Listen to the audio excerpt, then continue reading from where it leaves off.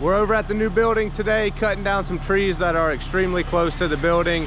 I'm terrible at remembering to set up the camera, so we've already got one of them cut up. But I'm gonna try to get the camera set up so we can at least see the other two. They're close to the building, so we'll probably tie the skid steer to them, put some tension on them with the rope, and then cut them at the bottom and just let them fall, and then cut them up. We've got a pile of limbs that we're starting to burn. It's being a little bit difficult because our fire pit is pretty small and we're not going to be here later this afternoon, so we don't want it to get too big and out of hand. You can still see there's a bunch of trash and debris and everything else next to this building that we got to get cleaned up also.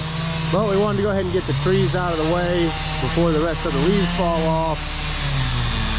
And the good news is we got plenty of space to work with. I do have to move this dumpster right here in just a couple minutes. This is what we're putting all the trash in. And I put it up on this end of the building so we can clean out this side first. But I'm just gonna move it down to the far end while we finish these trees.